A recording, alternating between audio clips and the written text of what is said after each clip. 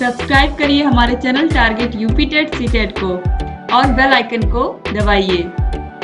Hello friends, मैं रेनू स्वागत करती हूँ आप सभी भावी अध्यापक एवं अध्यापिकाओं का आपके अपने channel Target UP TET CTET में।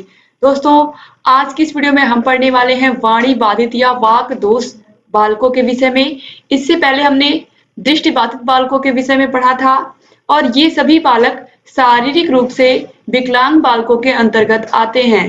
आपको मैंने बताया था कि शारीरिक रूप से जो विकलांग बालक होते हैं उनको 4 श्रेणियों में बांटा गया है: दृष्टि बाधित, वाणी बाधित, श्रवण बाधित और अस्थि बाधित बालक। दोस्तों, यहाँ पर आज हम वाणी बाधित बालक यानी कि दूसरे प्रकार की विकलांगता, शारीरिक विकलांगता के विषय में यहाँ पर हम पढ़ने वाले हैं। तो देखिए, वाणी बाधित या वाक बाधित यानी कि ऐसे बच्चे जिन्हें बोलने में प्रॉब्लम होती है, यानी कि वो सही से अपने भावों को प्रकट नहीं कर पाते और प्रकट कर पाते हैं तो सामने वाला उसको समझ नहीं पाता है, क्योंकि वो उनकी वाणी स्पष्ट नहीं होती है, वो स्पष्ट बोल नहीं पाते हैं। तो इसके क्या रीजन होते हैं, कैसे इसे हम ठीक कर सकते हैं और इस प्रकार के बच्चों को कैसे हमें शिक्षा देनी है, इन सभी के विषय में आज की इस वीडियो में हम पढ़ेंगे। इसके अलावा कुछ क्वेश्चंस भी हम सॉल्व करेंगे। दोस्तों, यहाँ पर आप देखिए, वाक बाधित बच्चों से तात्पर्य उन बच्चों से है जिनमें सामान्य वाक ध्वनि नहीं होती है, यानी कि जिनकी वाक ध्वनि, बोलने वाली जो ध्वनि होती है वो सामान्य बालकों की तरह नहीं होती है। दोस्तों, इसके अलावा जिसमें बोलने वाले का वक्तव्य सुनने वाला नहीं समझ पाता है, यानी कि जो बोलने वाला व्यक्ति है कुछ बोल रहा है, सुनने वाला समझ ही नहीं पाता है ये व्यक्ति क्या बोल रहा है, या अस्पष्टता से या देरी से समझ पाता है, या फिर वह व्यक्ति समझता भी है तो बहुत ही देरी से और अस्पष्ट रूप से समझ पाता है उस व्यक्ति की बोली गई बातों को या उस बालक की बोली गई बातों को। वाणी दोष से प्रभावित बालकों को निम्नलिखित 6 भागों में बांटा जा सकता है। तो दोस्तों, वाणी बाधित बालकों को या वाक दोष से ग्रसित बालकों को 6 भागों में बांट सकते हैं।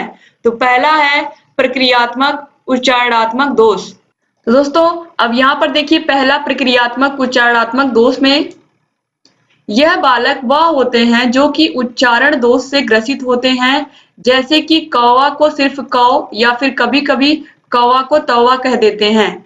तो इस तरीके के बालकों में उच्चारण दोष होता है।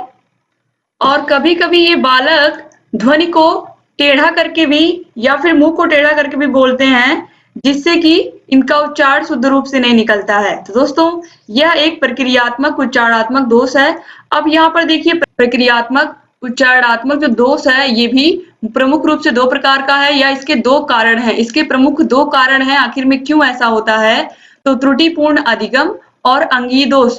त्रुटिपूर्ण अधिगम का मतलब होता है दोस्तों कि त्रुटिपूर्ण अधिगम के अंतर्गत बालक को लाड प्यार के द्वारा जब सिखाया जाता है तो बालक शब्दों को गलत ही समझते या गलत ही बोलते हैं। जैसे कि कुछ बालकों को, कभी कभी आपने देखा होगा, बालकों को बचपन में लाड प्यार से रोटी की जगह पर लोटी कहा जाता है। यह बालक शुरू से ही लोटी लोटी सुनते अंत तक रोटी को लोटी ही कहते हैं। तो ये चीजें अक्सर देखने को मिलती हैं हमें। इसके अलावा अंगीय दोष के अंतर्गत कई बार मुंह की दोषपूर्ण बनावट के कारण या फिर सुनने की दोषपूर्ण अवस्था के कारण भी बालकों की वाणी में समस्या आ जाती है। अंगीय दोष वाले बालकों को यह सीखना चाहिए कि यह सामने से बोलने वालों को ध्यानपूर्वक सुने या फिर बोले। दोस्तों, जो अंगीय दोष वाले बालक होते हैं उनको अपनी बातों को ध्यानपूर्वक कहना चाहिए, या फिर जो सामने वाला व्यक्ति है उसे भी इनकी बातों को ध्यानपूर्वक सुनना चाहिए, तभी व्यक्ति समझ पाएगा। और दोस्तों, इस प्रकार के जो बालक होते हैं वो 80 से 90% तक होते हैं। इनमें से आधे बालक स, प, त या फिर ड जैसी ध्वनि को नहीं निकाल पाते हैं, यानी कि वो स नहीं बोल पाते हैं, इसके अलावा वो प नहीं बोल पाते हैं, त नहीं बोल पाते हैं, य नहीं बोल पाते। अक्सर देखा गया है कि य बोलने में कठिनाई होती है बच्चों को, तो इस तरीके से ड़ नहीं बोल पाते हैं। तो ये जो है दोस्तों, ये कुछ शब्द हैं जिन्हें बोलने में दिक्कत होती है अंगीय दोष की समस्या के कारण। दोस्तों, इतनी बातें आप लोगों ने जानी इसके अंतर्गत, यानी कि प्रक्रियात्मक उच्चारणात्मक दोष के अंतर्गत। अब हम दूसरा देखेंगे, हकलाना। हकलाना के अंतर्गत क्या होता है? हकलाना एक वाणी दोष है, परंतु 1000 बालकों में सिर्फ 8 या 10 बालक ही इस समस्या से ग्रसित होते हैं। इस प्रकार की समस्या में बालक शब्दों को बार बार दोहराते जाते हैं। कभी कभी यह बोलते बोलते रुक जाते हैं, कभी कभी ये बोलते समय उलझन भी महसूस करते हैं, जैसे कि आंखें बंद करके बोलना, शरीर के अंगों को हिला हिला कर बोलना। हकलाने के 2 प्रमुख कारण माने जाते हैं।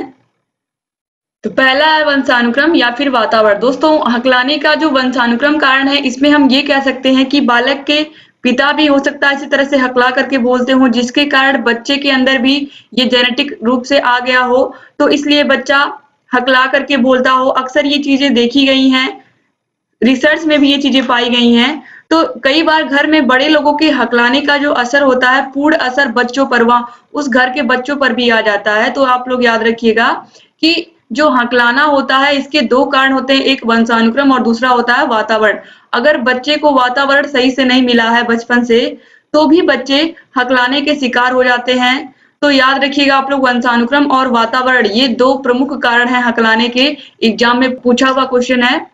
इसके बाद तीसरा है आवाज की समस्या। इस समस्या के अंतर्गत बच्चों में यह समझ नहीं होती है कि कब धीरे बोला जाए, कब तेज बोला जाए, यही आवाज की समस्या कहलाती है। जैसे कि कुछ बच्चे होते हैं, उन्हें ये नहीं पता होता है कब हमें तेज बोलना है, कब हमें धीरे बोलना है, किस जगह पर किस प्रकार से बोलना है। इसके अलावा दोस्तों, कुछ बच्चों के आवाज में भारीपन होता है, जोर-जोर से सांस लेकर कुछ बच्चे बोलते हुए आपको दिखाई जाएंगे।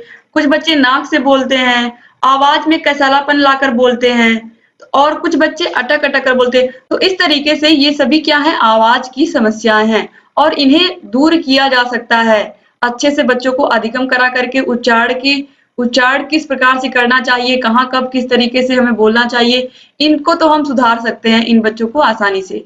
इसके बाद चौथा है अंगीय बोलने के दोष। तो इसमें क्या हमें पढ़ना है, देखिए, इस प्रकार के बालकों में वायु मुख व नाक के छेद से बिना रुकावट के आती जाती रहती है, अतः बालक नाक से बोलते हैं। तो ये बालक इनके अंगीय दोष के कारण, यानी कि जो वायु होती है वो मुख व नाक के छेद से बिना रुकावट के आती जाती रहती है, जिसकी वजह से ये बच्चे नाक से बोलते हैं, और इसकी वजह से ध्वनि सुनने में अच्छी नहीं लगती है। और इस प्रकार के बालकों को दोस्तों क बोलने में बहुत दिक्कत होती है। इसके अलावा प बोलने में, ब बोलने में, इस प्रकार के जो अक्षर हैं, इन्हें बोलने में बहुत ही समस्या होती है, ट और ज ये भी। तो इस प्रकार के बालकों को भी हम उच्चारण के माध्यम से इन शब्दों को तो हम प्रैक्टिस करा सकते हैं, लेकिन जो नाक में बोलने वाली समस्या है, चूंकि ये अंगीय दोष के कारण है, तो इसको चिकित्सकीय परीक्षण के द्वारा या चिकित्सा करा करके ही हम सही करवा सकते हैं। इसके बाद पांचवा है कम सुनने वाले बालक के साथ बोलने की समस्या। दोस्तों, ये बहुत बड़ी समस्या है आज के समय में। तो यहाँ पर आप देखिए, कभी-कभी कम सुनने वाले बालकों को वाक दोष की समस्या आ जाती है। चूंकि बच्चा जब सुन नहीं पाता है तो वो बोल भी नहीं पाता है। आज 100 में से 3 छात्रों को सुनने की शक्ति या कम सुनने की समस्या उत्पन्न हो गई है। तो दोस्तों, कहीं ना कहीं ये समस्या गंभीर है। और यहाँ पर सबसे बड़ी बात, अगर बच्चा सुनेगा नहीं, क्योंकि बच्चे बोलते कब है क्लास में, जब टीचर कोई क्वेश्चन पूछते हैं, जब सभी बच्चे ध्यान से उसको सुने रहेंगे, तब तो उनके क्वेश्चन का जवाब दे पाएंगे। और अगर बच्चा धीरे सुनता है, तेज नहीं सुनता है, तो भी दिक्कत होती है। तो इससे भी टीचर को समस्या होती है, उनको अपनी बातों को बार-बार दोहराना पड़ता है। तो इस तरीके से कम सुनने वाले बालक में भी वाक दोष की समस्या पाई जाती है। जब बच्चा सुनेगा नहीं सही से, तो वो बोलेगा भी नहीं। तो इसलिए ये भी क्या है, एक प्रमुख कारण है। इसके बाद छठवां है मंदित वाणी का विकास।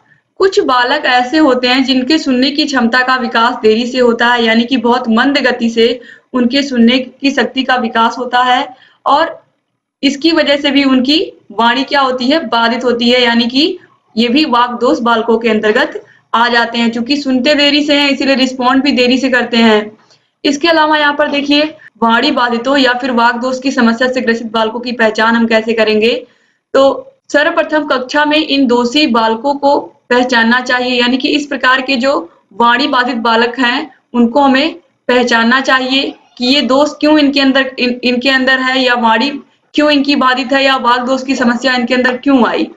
इसके अलावा हकलाने वाले बच्चों को अलग कर इन्हें परामर्श चिकित्सा प्रदान की जानी चाहिए। जैसा कि मैंने कहा है कि इन बच्चों को चिकित्सकीय परीक्षण की बहुत आवश्यकता होती है, और इन्हें डॉक्टर के पास ले जाकर के इनकी समस्या को दिखाना, और अगर ये सही हो सकती है प्रैक्टिस से, तो उसको हमें सही करवाना, यही चीजें इसके अंतर्गत आएंगी। यानी कि हम इन बच्चों को चिकित्सकीय परीक्षण के माध्यम से ही इनकी समस्या को हम अच्छे से जान सकते हैं। तो इसके लिए इनका चिकित्सकीय परीक्षण, यानी कि डॉक्टर के पास इन्हें ले जाना और इनका परीक्षण करवाना, इनका इलाज करवाना बहुत जरूरी है पहचान करके। अब देखिए, इन बच्चों की हम शिक्षा का प्रबंध कैसे करेंगे। तो देखिए, वाणी बाधित बालकों को वाणी के प्रयोग का प्रशिक्षण देना चाहिए, यानी कि यहाँ पर कहा जा रहा है जितना हो सके अधिक से अधिक उन्हें बोलने की प्रैक्टिस करवानी चाहिए।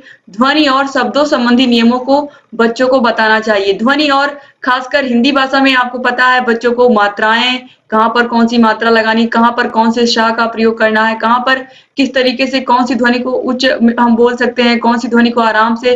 तो ये सभी बातें बच्चों को जब आप बहुत अच्छे से ध्वनि का ज्ञान या फिर वर्णमाला का और शब्दों का ज्ञान बहुत अच्छे से देंगे तो कहीं ना कहीं बच्चों के अंदर काफी हद तक इम्प्रूवमेंट आएगी।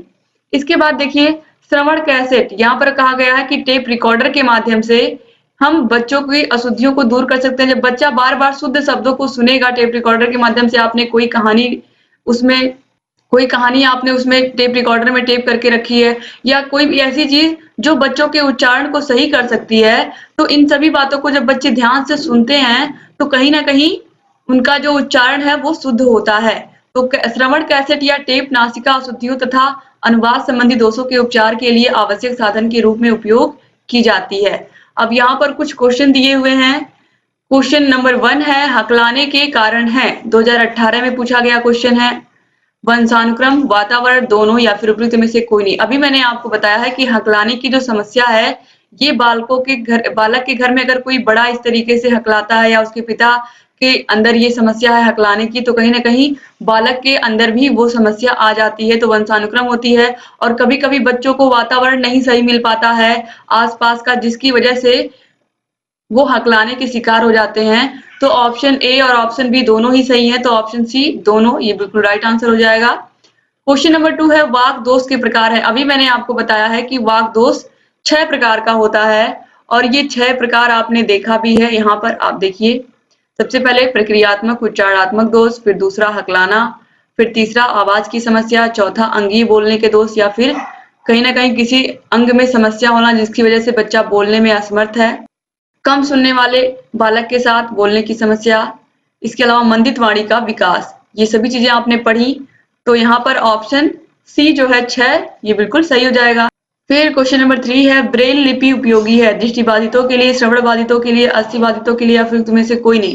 आपको अच्छे से पता है कि ब्रेल लिपि के माध्यम से हम दृष्टिबाधित यानी कि ऐसे बच्चे जो देख नहीं सकते हैं उनकी पढ़ाई हम कराते हैं, तो ऑप्शन ए जो है ये बिल्कुल सही है। तो इस तरीके से यहाँ पर आज आपने वाक दोष से ग्रसित बालकों के विषय में पढ़ा। उम्मीद करती हूँ कि ये वीडियो आपको अच्छा लगा होगा। वीडियो कैसा लगा आप लोग कमेंट करके जरूर बताइएगा। दोस्तों यहाँ आपको आई बटन मिल जाएगा, आई बटन पर क्लिक करके आप सभी वीडियोस को देखिए। आपको जहाँ कहीं भी कोई भी समस्या है हमसे पूछिए, आपकी सभी समस्याओं का समाधान टारगेट यूपी टेट चैनल करेगा और लगातार करता भी आ रहा है, आपको पता है। डिस्क्रिप्शन बॉक्स और कमेंट बॉक्स में आपको सभी विषयों की लिंक मिल जाएगी 3rd सेमेस्टर के। इसके अलावा दोस्तों आप लोगों को कहीं कोई समस्या है तो आप कमेंट करके पूछ सकते हैं। आपको इसकी फ्री पीडीएफ भी हम टेलीग्राम पर दे देंगे, तो टेलीग्राम चैनल से जरूर जुड़ जाइए। आप लोग अगर अभी तक आपने हमारे टेलीग्राम चैनल को ज्वाइन नहीं किया तो प्लीज ज्वाइन कर लीजिए, उसका भी लिंक आपको डिस्क्रिप्शन बॉक्स और कमेंट बॉक्स में हम दे देते हैं। बस आप चैनल से ऐसे ही बने रहिए दोस्तों, और जहां कहीं भी कोई भी समस्या है हमसे पूछते रहिए। एक बार फिर से आप सभी भाई बहनों का बहुत बहुत शुक्रिया वीडियो पूरा देखने के लिए। तो दोस्तों मिलते हैं नेक्स्ट वीडियो में, तब तक अपना ख्याल रखिएगा, अपने परिवार का ख्याल रखिएगा और ऐसे ही हमारे चैनल से बने रहिएगा। जय हिंद।